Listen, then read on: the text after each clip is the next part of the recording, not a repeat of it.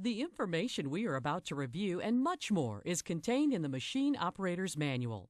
Located behind the seat on units with cab or open station, the manual should always be kept there for ready reference when periodic maintenance, safety, and operational questions arise. In addition, a special safety manual will accompany the operator's manual. It's your responsibility as the operator to read and become familiar with both before operating the machine. Do not operate this machine unless the operator's manual has been read carefully and you have been qualified by supervised training and instruction. Daily service begins at the right rear side of the machine. Although we are using a 650K, the checks and service locations are the same or nearly the same for all utility K-Series units. Differences between units will be pointed out. Through the right rear access door,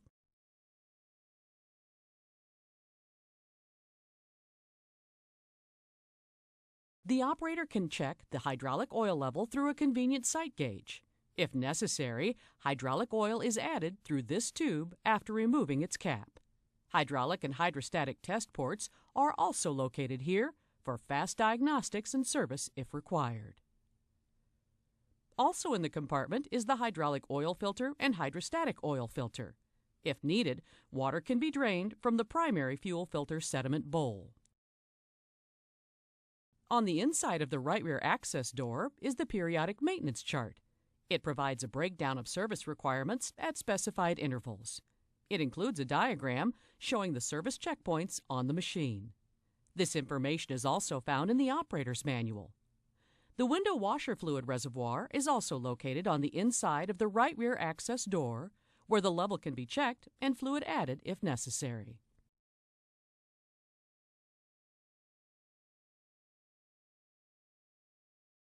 Daily engine maintenance access is through a door on the right side shield. Notice the optional engine compartment light for ease of service in low light conditions. Through this door, the engine oil level check can be performed using the dipstick. Note that the engine oil level is most accurate when the engine is cold before starting the engine for the day's operation and the machine is parked on a level surface.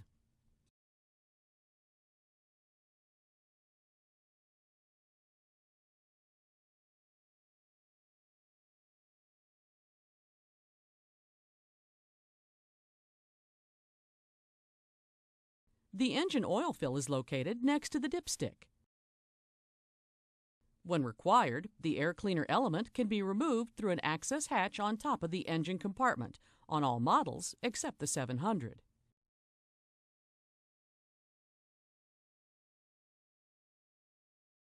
The air cleaner element can be accessed from the right engine service door on the 700.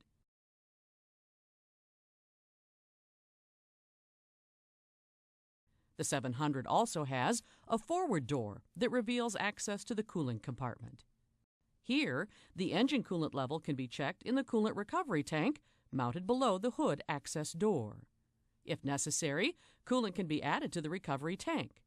It is better and safer to add coolant to the recovery than opening a pressurized radiator.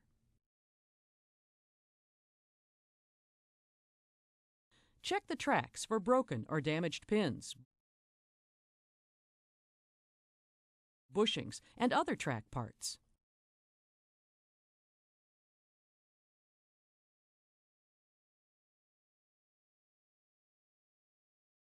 As you walk around the front of the machine, check for trash in the grill area that could cause overheating.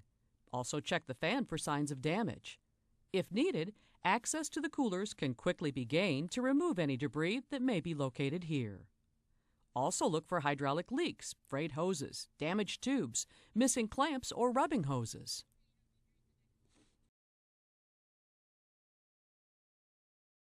Periodically check track sag. In some applications, tracks may require adjustments several times during a working day.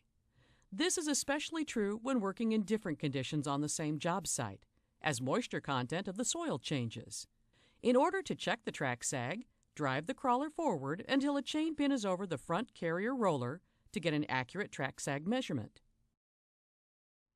Notice the amount of track sag. This should be checked daily, and in certain conditions, it may need checking more often than that.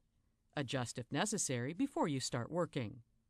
Changing soil conditions can cause packing in the undercarriage components and cause the track to tighten.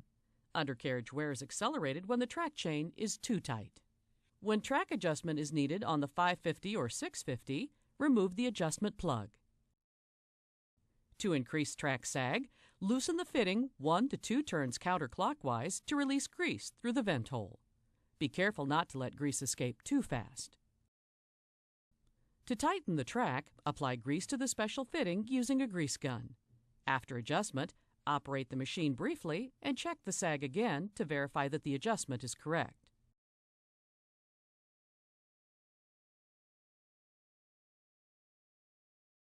The 700 has a slightly different track sag adjustment procedure that is outlined in detail in the operator's manual.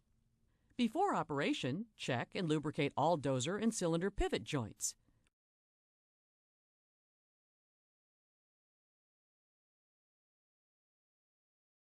Refer to the operator's manual or periodic maintenance chart for lubrication locations and intervals.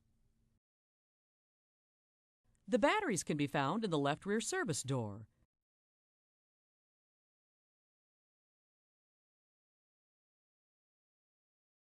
To the bottom right of the batteries is the battery disconnect switch. It is good practice to park unattended machines with the switch in the off position overnight.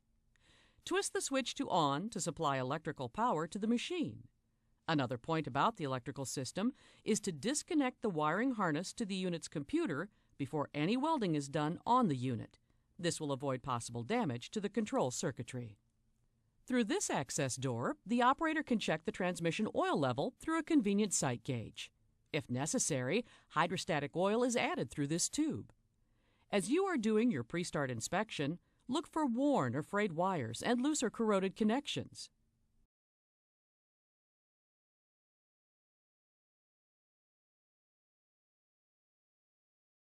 The fuel cap is conveniently located at the left rear corner of the machine. Refueling is quick and simple. It can be locked to prevent vandalism.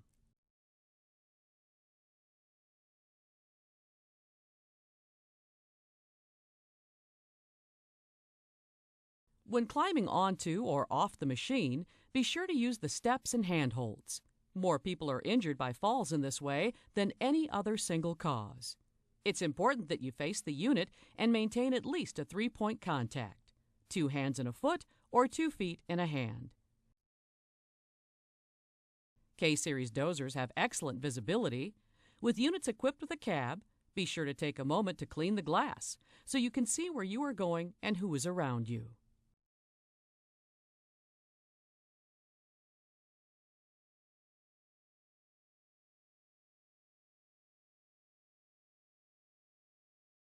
Also, a clean operator station goes a long way in promoting safe operation.